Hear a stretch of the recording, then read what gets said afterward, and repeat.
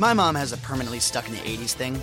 We're talking teased up feathered hair, acid wash denim jacket, and shoulder pads. So many shoulder pads. But I just got a new phone from AT&T, and check this out. I got a second phone to gift my mom. So now she can finally ditch her old one for a phone that can actually stream all the 80s shows she loves. Come into an AT&T store and find out how to get a smartphone on us. AT&T, more for your thing. That's our thing. See store for details. Welcome to the Brief History Podcast. I'm your host, Andrew Knight. You'll notice we took a short break for the summer, but we're back raring to go and with some really meaty, interesting topics. Thanks to Harry Edmondson, who is the sound producer, and he does our artwork also. Today the episode will be centered around the US immigration. We're going to look to give you the history behind the headlines. It's brief history, under an hour, perfect for your commute home, your lunch break, or in your precious free time. Find us anywhere you get your normal podcast from. Please make sure you subscribe. That's the most important for us as a show to grow, our subscribers. If you subscribe, then you'll automatically download the episode when it's next available, or certainly most podcasts and listening devices will allow you to do that. Follow us on our social media also. That's Twitter, Facebook, Snapchat, and Instagram. We're at Be History Podcast throughout there. Leave us a 5-star review and give us a rating, also 5-star. That'd be very much appreciated. We do thank anybody who's been in touch, contacted us, and we'll continue to talk to you guys when you get in contact. Thank you again.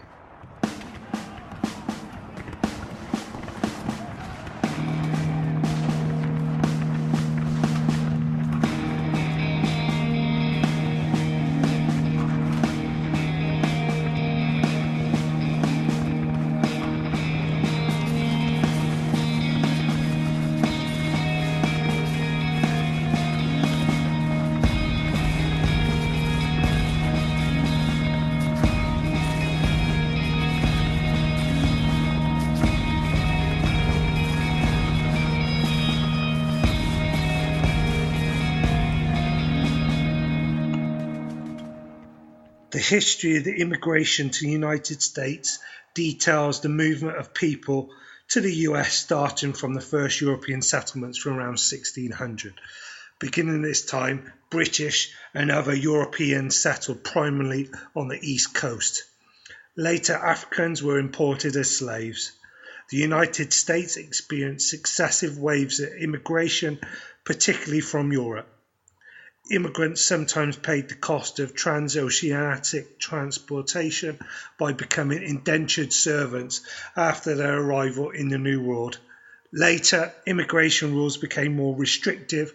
The end of numerical restrictions occurred in 1965. Recently, cheap air travel increased immigration from Asia and Latin America. Attitudes towards new immigrants has cycled between favourable and hostile since the 1790s. You'll notice, as of present day, the Trump administration and the deportation and the splitting of families at the border and children taken away from their mothers has highlighted massively the problem the US has with immigration and how they deal with it. Whether you're conservative or democratic, you got your own views. It's far to say, though, that I don't think anybody would agree with the children being taken away. It's not necessarily evil. It's barbaric, and it must stop. I think both sides will also agree that overall reform needs to be made of the US immigration system. In 1607, the first successful English colony settled in Jamestown, Virginia. Once tobacco was found to be profitable, it was a cash crop. Many plantations were established along the Chesapeake Bay and in Virginia and Maryland. Thus began the first and the longest era of immigration, and lasted until the American Revolution in 1775. During this time, settlements grew from initial English toeholds from the New World to British America. It brought Northern European immigrants, primarily British, German and Dutch of extraction. The British ruled from the mid-17th century, and they were by far the largest group of arrivals remaining within the British Empire. Over 90% of early immigrants became farmers. Large numbers of young men and women came alone as indentured servants. Their passage was paid by employers in the colonies who needed help on the farms or in shops. Indentured servants were provided food, housing, clothes and training, but did not receive wages. At the end of the indenture, usually around the age of 21, they were free to marry and start their own farms. Seeking religious freedom in the New World, 100 English pilgrims established a small settlement near Plymouth, Massachusetts in 1620. Tens of thousands of English Puritans arrived, mostly from East Anglian parts of England, Norfolk, Suffolk and Essex, as well as Kent and East Sussex. They settled in Boston, Massachusetts, and adjacent areas from around 1629 to 1640 to create a land dedicated to their religion. The earliest New English colonies, Massachusetts, Connecticut, Rhode Island and New Hampshire, were established along the northeast coast. Large-scale immigration to this region ended before 1700, though a small but steady trickle of later arrivals continued. The New English colonists were most urban and educated of all their contemporaries, and they had many skilled farmers, tradesmen and craftsmen among them. They settled the first university, Harvard, in 1635 in order to retrain their ministers. They mostly settled in small villages for mutual support. Many had their own militia and common religion and common activities. Shipbuilding, commerce, agriculture and fishing were their main sources of income. New England's healthy climate, the cold winters killed the mosquitoes and other disease-bearing insects. Small widespread villages, minimalising the spread of disease, and abundant food supply resulted in the lowest death rate and the highest birth rate of any of these colonies. The eastern and northern frontier around the initial New England settlements were mainly settled by the descendants of the original New Englanders. Immigration to the New England colonies after 1640 and the start of the English Civil War decreased to less than 1%, about equal to the death rate in nearly all the years prior to 1845. The rapid growth of the New England colonies, approximately 900,000 by 1790, was almost entirely due to the high birth rate, below 3%, and the low death rate, below 1% per year. The Dutch preliminarily driven United East India Company first established settlements along the Hudson River in New York, starting about 1626. Wealthy Dutch patrons set up large landed estates along the Hudson River and brought in farmers who became renters. Other established rich trading posts to trade with Native Americans and started cities such as New Amsterdam, which is now known as New York City, and Albany, New York. After the British took over and renamed the colony New York, Germans from the Palatinate and Yankees from New England began arriving. Maryland, New York, New Jersey, Pennsylvania and Delaware formed the middle colonies. Pennsylvania was settled by the Quakers from England, followed by Ulster Scots, the Northern Irish, on the frontiers, and numerous German Protestant sects, including the German Palatines. The earlier colonies of New Sweden had small settlements on the lower Delaware River, with immigrants of Swedes and Finns. These colonies were absorbed in 1676. The middle colonies were scattered west of New York City, established in 1626, taken over by the English in 1644, and Philadelphia, Pennsylvania, established in 1682. The initially Dutch colony of New York had the most eclectic collection of residents from many different nations and prospered as a result of the major trading and commercial centre after about 1700. From around 1680 to 1725, the Pennsylvania colonial centre was dominated by Quakers for decades after they emigrated, mainly from North Midlands of England. During this time, the main commercial centre of Philadelphia was run mostly by prosperous Quakers, supplemented by many small farming and trading communities, with a strong German contingent located in several small towns in the Delaware River Valley. Starting around 1680, when Pennsylvania was founded, many more settlers arrived in the middle colonies. Many Protestant sects were encouraged to settle there for freedom of religion and good cheap land. Their origins were about 60% British and 33% German.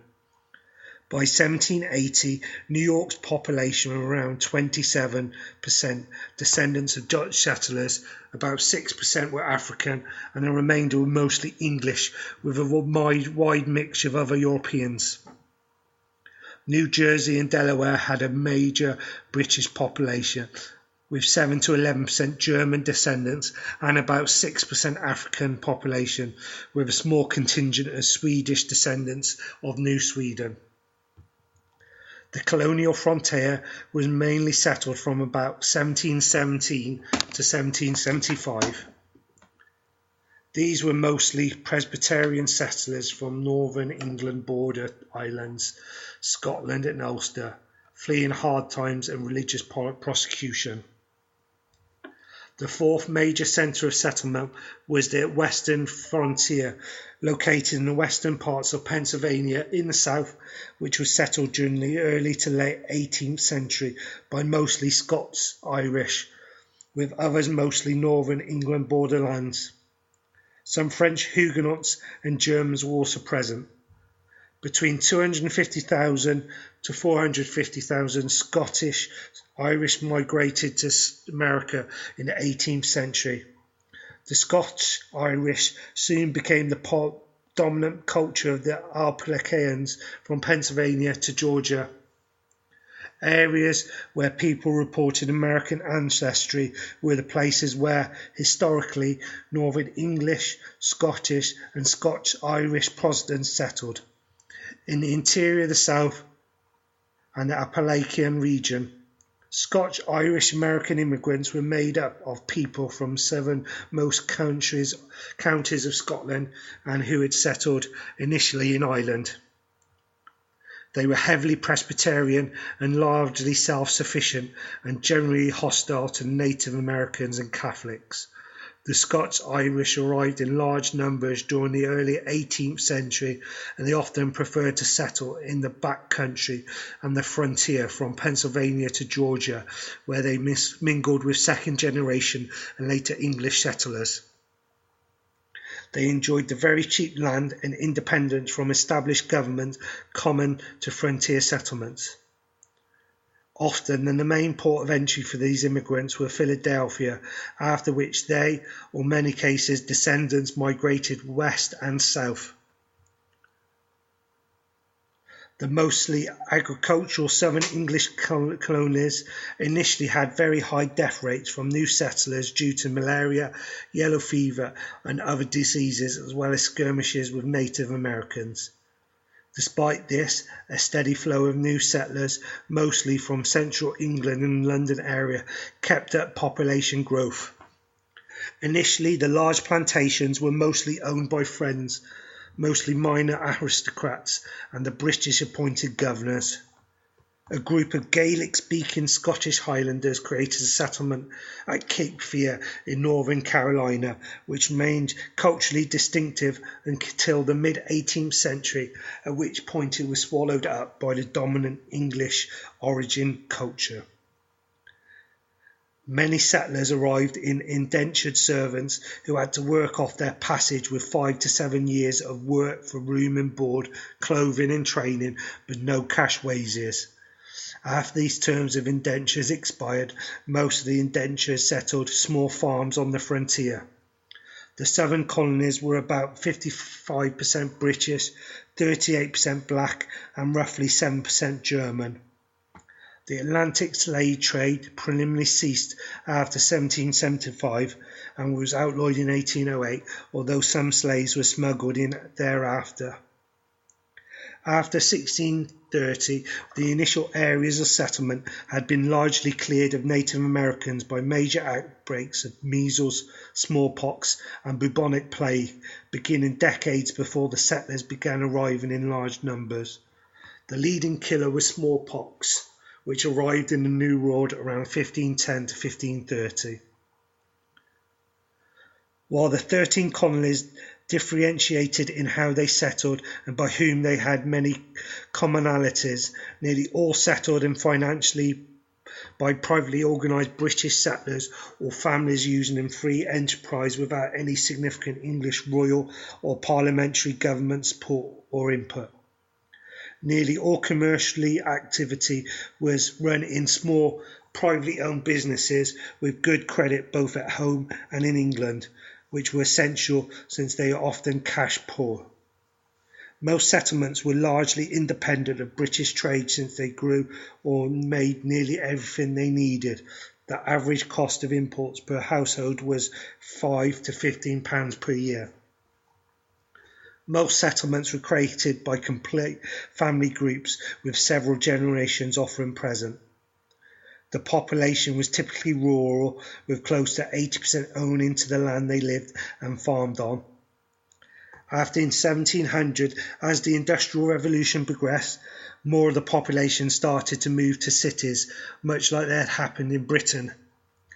Initially, the Dutch and German Americans primarily spoke dialects brought over from Europe, while English was the main trade language.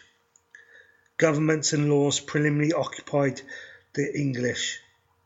The only major British institution to be abandoned was the aristocracy, noted by nearly universal absence.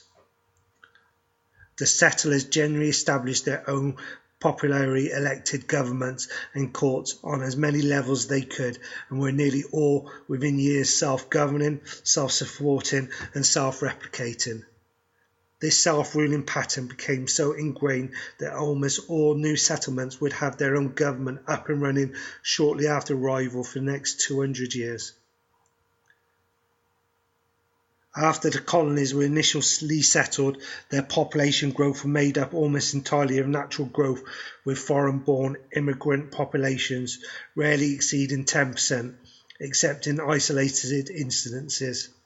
The last significant colonies to be settled, primarily by immigrants, were Pennsylvania in 1680s, the Carolinas 1663, and Georgia 1732.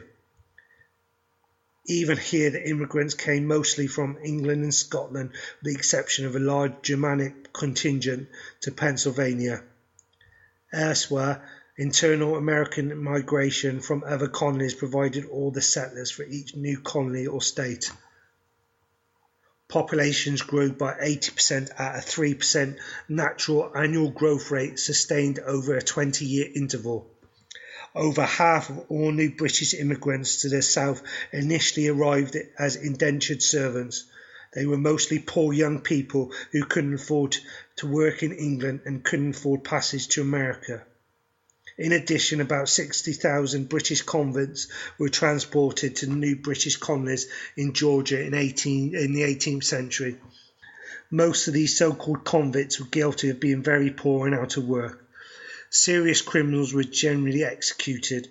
Ironically, these convicts were often the only immigrants with nearly complete immigration records, as other immigrants typically showed up with few or no records. Although Spain set up few forts in Florida, notably San Agustin, present-day St. Augustine, in 1565, they sent few settlers to Florida. Spaniards moving north from Mexico founded the San Juan on the Rio Grande in 1598 and Santa Fe in 1607 to 1608. The settlers were forced to leave temporarily for 12 years, 1680 to 92, by Pablo revolt before returning. Spanish Texas lasted from 1690 to 1821, when Texas was governed as a colony which was separate from New Spain. In 1731, Canary Islanders arrived to establish San Antonio. The majority of the few hundred Texan and New Mexican colonizers in the Spanish colonial period were Spaniards and Criollos. California, New Mexico, and Arizona all had Spanish settlements. In 1781, Spanish settlers founded Los Angeles. At the time, they joined the U.S. Californios in California numbered about 10,000 and the Chicanos in Texas about 4,000. New Mexico had 47,000 Spanish settlers in 1842. Arizona was only thinly settled. However, not all these settlers were of European descent. As in the rest of the American colonies, new settlements were based on the casta system, and although all could speak Spanish, it was really a melting pot of whites, native, and mestizos. In the late 17th century, French expeditions established a foothold on the St. Lawrence River, Mississippi River, and the Gulf Coast. Interior trading posts, forts, and cities were thinly spread throughout Louisiana, such as the St. Louis, Baton Rouge, Sault Ste. Marie, Prairie du Rocher, and Saint Genevieve. The city of Detroit was the third largest settlement in New France. New Orleans expanded, where several thousand French-speaking refugees from the region of Arcadia, now Nova Scotia in Canada, made their way to Louisiana following British expulsion, settling largely in the southwest Louisiana region now called Arcadia. Their descendants are now called Cajun and still dominate the coastal areas. It is estimated that 7,000 European immigrants settled in Louisiana during the 18th century.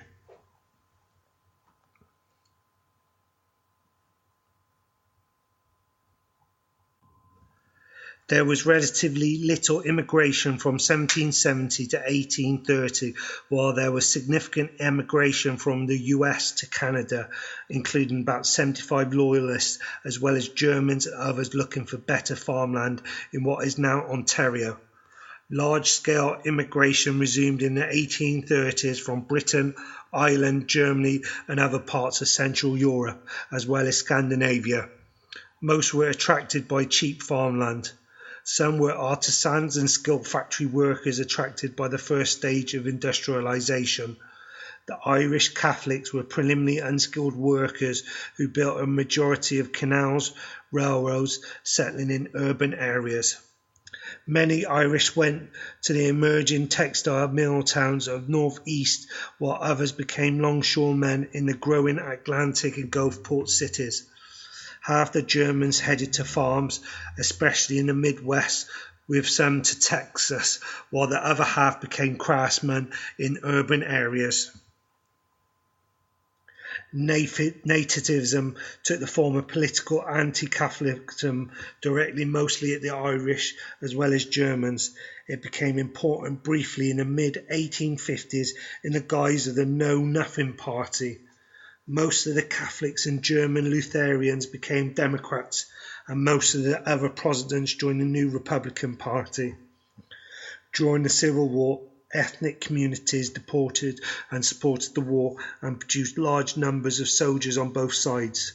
Riots broke out in New York City and other Irish and German strongholds in 1863 when a draft was instituted, particularly in light of the provision exempting those who could afford payment. Based on available records, immigration totaled 8,385 in 1820, with immigration totals gradually increasing to 23,322 by the year 1830. For the 1820s decade, immigration more than doubled to 1,430. Despite And between 1831 and 1840, immigration more than quadrupled to a total of 599,000. These included about 207,000 Irish starting to immigrate in large numbers following Britain's easing of travel restrictions, and about 152,000 Germans, 76 British and 46,000 French, constituting the next largest immigration group of the decade. Between 1841 and 1850, immigration nearly tripled again, totaling 1,713,000 immigrants, including at least 781,000 Irish, 430,000 Germans, 267,000 British and 77,000 French.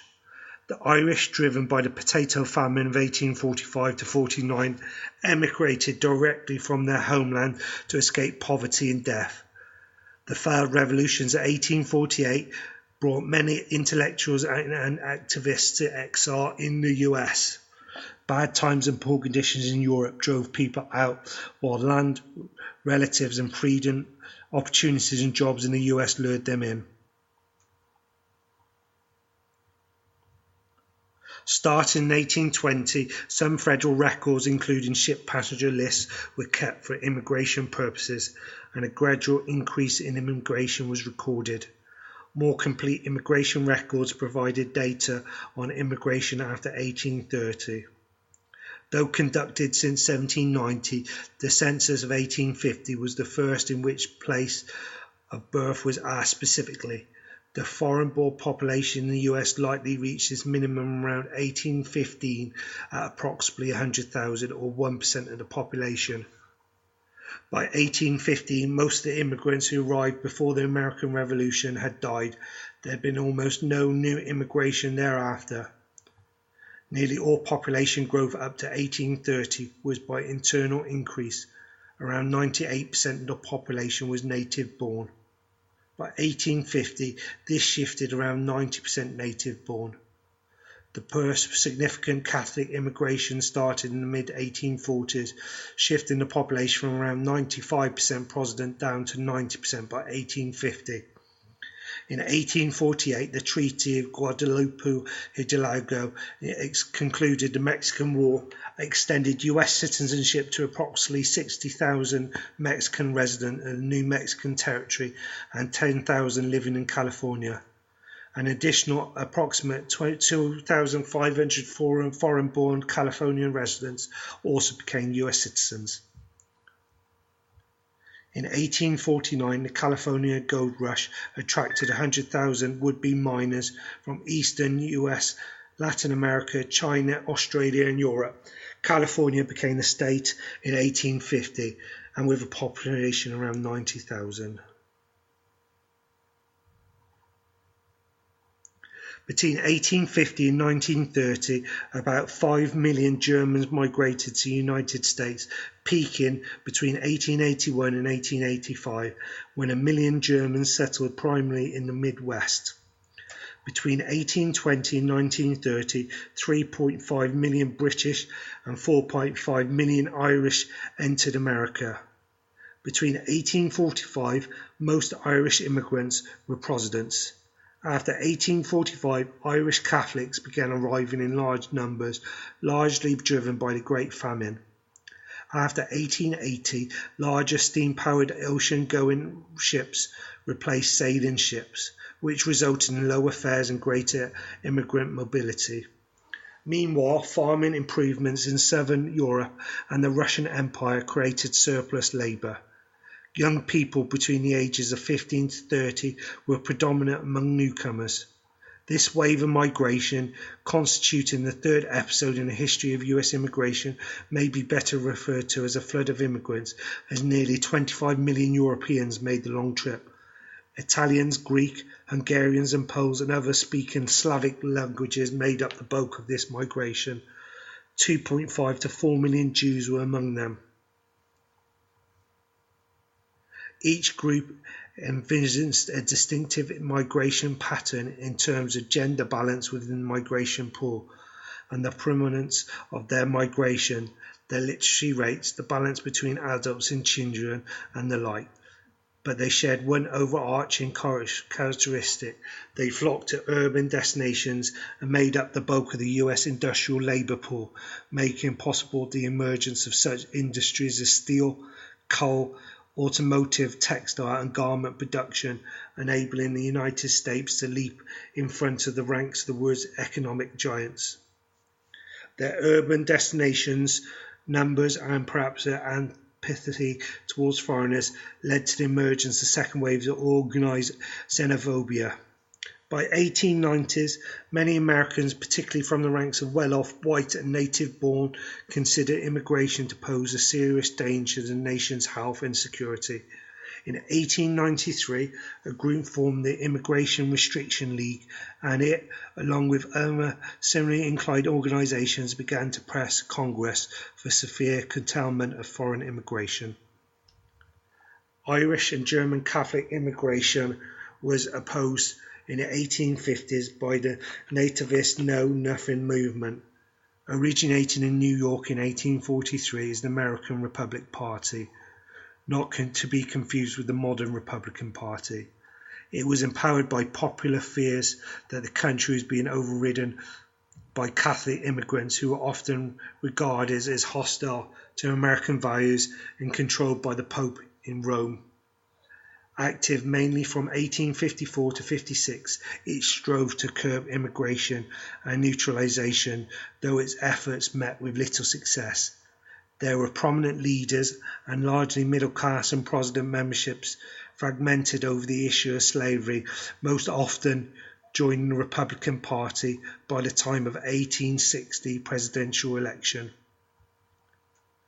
European immigrants joined the Union Army in large numbers, including 177,000 born in Germany and 144,000 born in Ireland.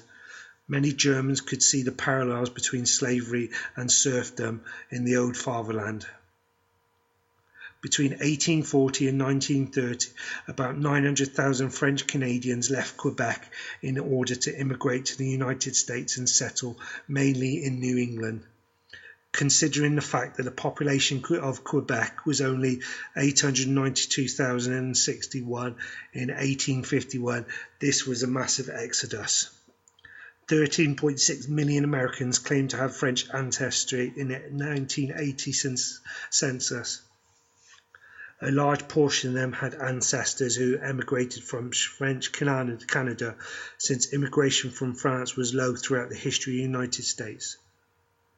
During the same period, almost 4 million other Canadians immigrated to the US.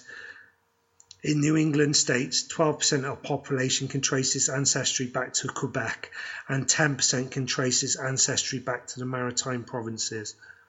Shortly after the US Civil War, some states started to press their own immigration laws, which prompted the US Supreme Court to rule in 1875 that immigration was a federal responsibility.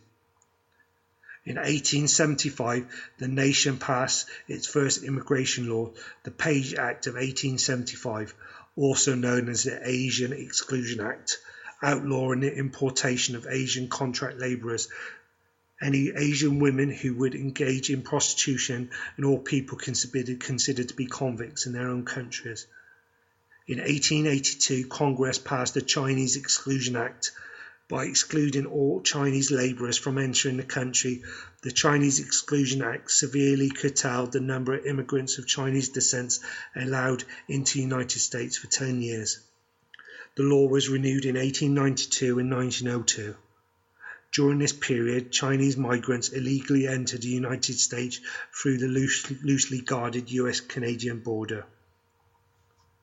Prior to the 1890s, the individual states, rather than the federal government, regulated immigration into the United States. The Immigration Act of 1891 established a Commissioner of Immigration in the Treasury Department. The Canadian Agreement of 1894 extended US immigration restriction to Canadian ports. The Dillingham Commission was set up by Congress in 1907 to investigate the effects of immigration to the country. The Commission's 40-volume analysis of the immigration during the previous 3 decades led to conclude that the major sources of immigration had shifted from Central, Northern and Eastern Europeans to Southern Europeans and Russians.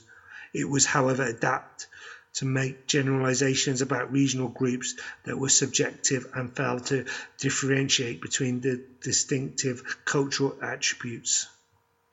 The 1910s marked the high point of Italian immigration to the United States. Over 10 million Italians migrated in these years, with a total of 5.3 million between 1880 and 1920. About half returned to Italy after working an average of 5 years in the US. About 1.5 million Swedes and Norwegians emigrated to the United States within this period due to the opportunity in America and poverty and religious oppression in the United Sweden, Norway. This accounted for around 20% of the total population of the kingdom at the time. They settled mainly in the Midwest, specifically Minnesota and Dakotas. Danes had comparably low immigration rates due to better economy. After the 1900s, many Danish immigrants were Mormon converts who moved to Utah. Over 2 million Central Europeans, mainly Catholics and Jews, immigrated between 1880 and 1924. People of Polish ancestry were largely Central European ancestry group in the United States after Germans. Immigration of Eastern Orthodox ethnic groups were much lower. Lebanese and Syrian immigrants started to settle in large numbers in late 19th and early 20th centuries. The vast majority of the immigrants from Lebanon and Syria were Christians, but smaller numbers of Jews, Muslims and Druze were settled. Many lived in New York City's Little Syria and in Boston. In the 1920s and 30s, a large number of these immigrants set out west, with Detroit becoming a large number of Middle Eastern immigrants, as well as many Midwestern areas where the Arabs worked as farmers. From 1880 to 1924, around 2 million Jews moved to the United States, mostly seeking a better opportunity in America and fleeing the pogroms of the Russian Empire. After 1934, Jews, along with any other above-quota immigration, was usually denied access to the United States. Congress passed a literacy requirement in 1917 to curb the influx of low-skilled immigrants from entering the country. Congress passed the Emergency Quota Act in 1921, followed by the Immigration Act of 1924, which was aimed at further restricting the Southern Europeans and Russians who had begun to enter the country in large numbers beginning in the 1890s.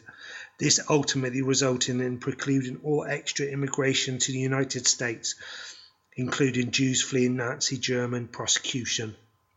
The Immigration Act of 1924 set quotas for European immigrants so that no more than 2% of the 1890 immigrant stocks were allowed into America.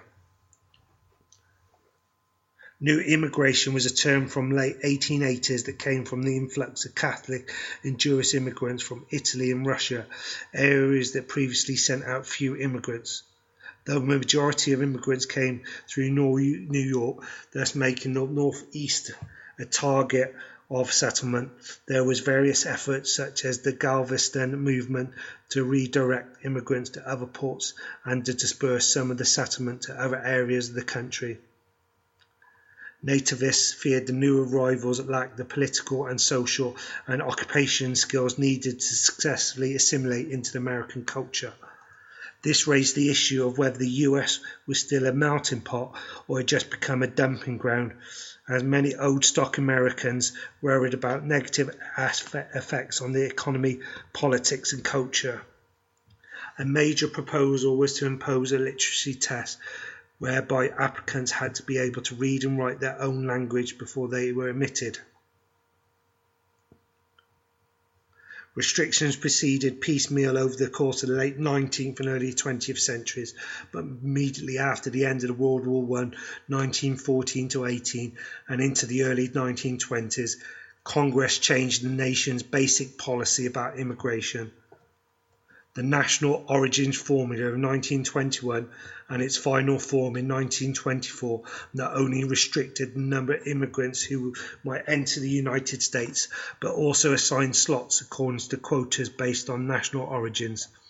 A complicated piece of legislation, it essentially gave preference to immigrants from Central, North and Western Europe, severely limiting numbers from Russia and Southern Europe, and declared all potential immigrants from Asia unworthy of entry into the United States. The legislation excluded the Western Hemisphere from the quota system, and the 1920s ushered in the penultimate era of US immigration history. Immigrants could and did move quite freely from Mexico, the Caribbean, including Jamaica, Barbados and Haiti, and other parts of Central and Southern America. This era which reflected the application of 1924 legislation lasted until 1965. During those 40 years, the United States began to admit case-by-case limited numbers of refugees. Jewish refugees from Nazi Germany before World War II, Jewish Holocaust survivors after the war, non-Jewish displaced persons fleeing communist rule in Central Europe and Russia, Hungarians seeking refuge after their failed uprising in 1946, and the Cubans after the 1960 revolution managed to find haven in the United States when their plight moved from collective consciousness of America, but the basic immigration law remained in place. The Equal Nationality Act of 1934 allowed foreign-born children of American mothers and alien fathers who had entered America before the age of 18, who had lived in America for 5 years, to apply for American citizenship for the first time. It also made the naturalization process quicker for the alien husbands of American wives. This law equalized expatriation, immigration and neutralization and repatriation between women and men. However, it not applied retrospectively and was modified by later laws such as the Nationality Act of 1940. In 1934, the Tidings-McDuffie Act provided independence of the Philippines on July 4, 1946. In 1965, national origin quotas strictly limited immigration from the Philippines. In 1965, after a revision of the immigration law, significant Filipino immigration began, totaling 1.7 million by 2004. In 1945, the War Brides Act allowed foreign-born wives of US citizens who had served in the US Armed Forces to migrate to the United States. In 1946, the War Brides Act was extended to include the finances of the American soldiers. In 1946, the Lucy Keller Act extended the right to become naturalized citizens to those from the newly independent nation of the Philippines and to the Asian Indians, the immigration quota being set at 100 people per year per country. At the end of World War II, regular immigration almost immediately increased under the official national origins quota system as refugees from war-torn Europe began immigrating to the US. After the war, there were jobs for nearly everyone who wanted one, when most women employed during the war went back to their home. From 1941 to 1950, over 1 million people immigrated to the US, including 226,000 from Germany, 139,000 from the UK, 171,000 from Canada, and 60,000 from Mexico, and 57,000 from Italy. The Displaced Person Act of 1948 finally allowed displaced people of World War II to start immigrating. Some 200,000 Europeans and 17,000 orphans displaced by World War II were initially allowed to immigrate to the United States outside of the immigration quotas. President Harry S. Truman signed the first Displaced Persons (DP) Act of June 25, 1948, allowing entry for 200,000 DPs, then followed by the more accommodating Second DP Act of June 16, 1950, allowing entry for another 200,000. This quota, including the acceptance of 55,000 Volksdeutschen, required sponsorship for all immigrants. The American program was the most notoriously bureaucratic of DP programs, and much of the humanitarian effort was undertaken by charitable organizations such as the Lutheran World Federation, as well as other ethnic groups. Among them was an additional quota of 200,000 granted in 1953, and more in succeeding years. A total of nearly 600,000 refugees were allowed into the country outside the quota system, second only to Israel's 650,000.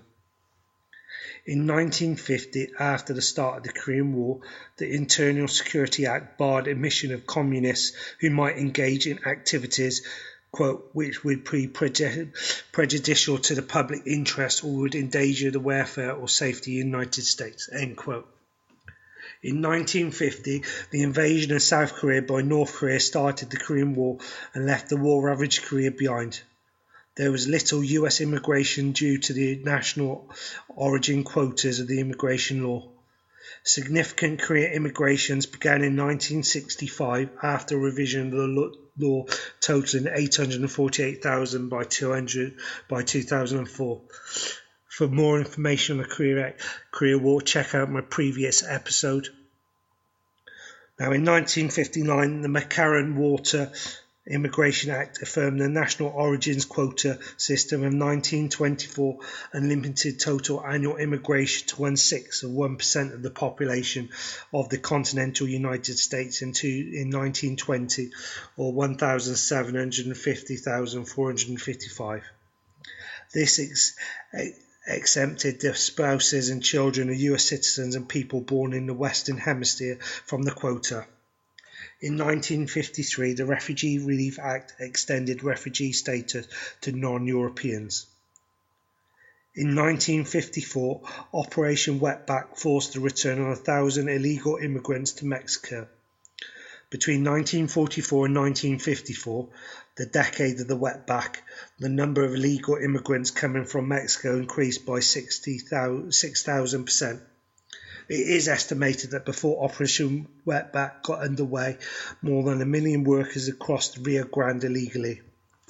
Cheap labour displaced native agricultural workers, increased violation of labour laws, discrimination encouraged criminality and disease and illiteracy.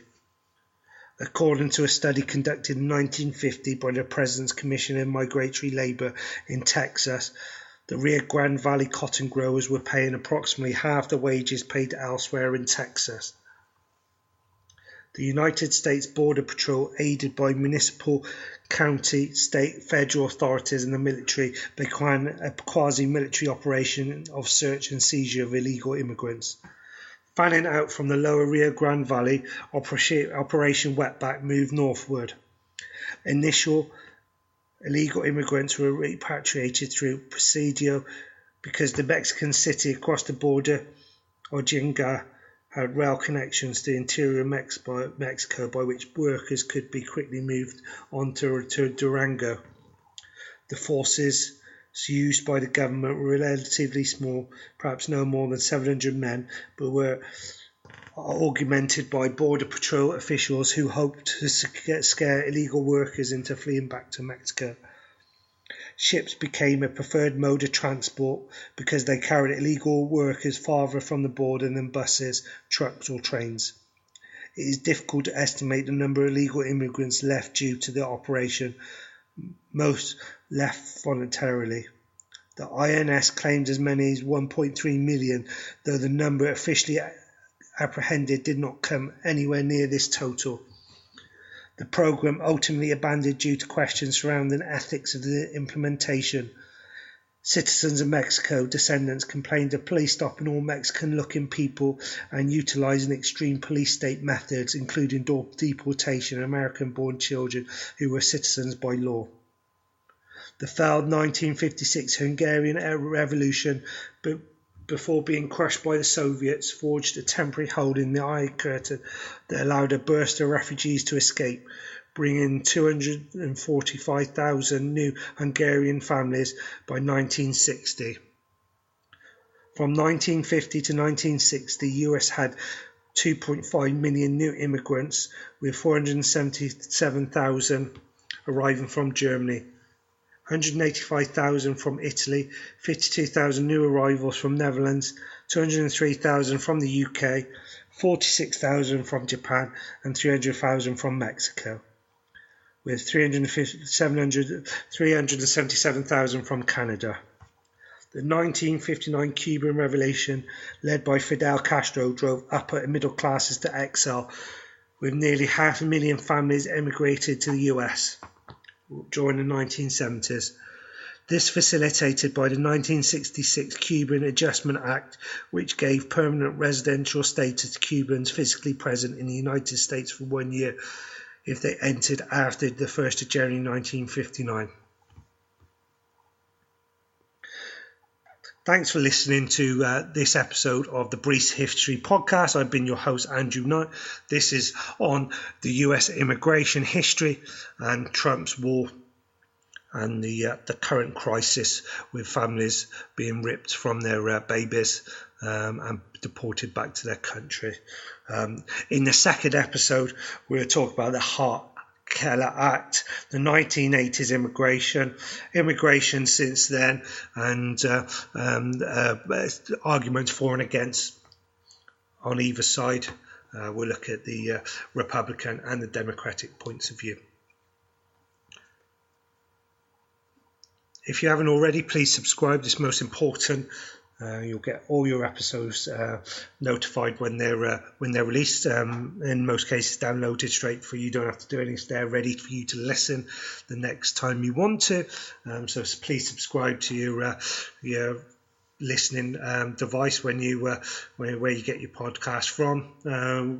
We're on Apple and the other major podcast listening places. Please find us there. If you haven't already done so, give us a 5-star rating and a review. It's much appreciated.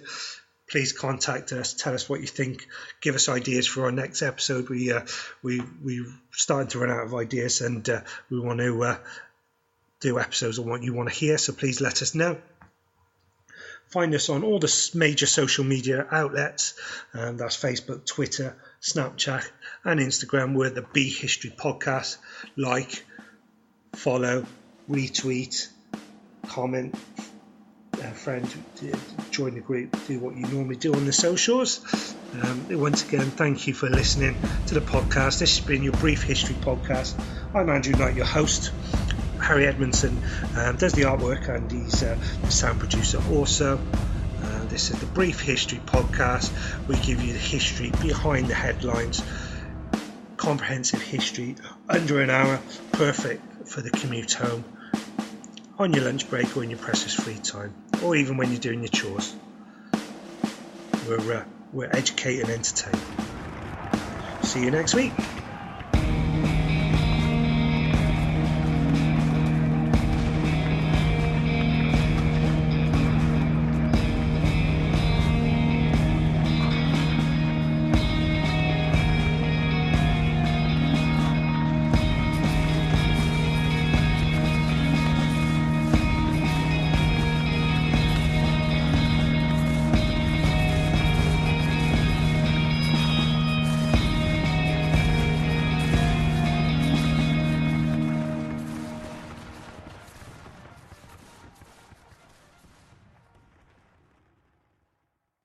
The Starlight Lounge presents An Evening with the Progressive Box. Oh, what a great audience.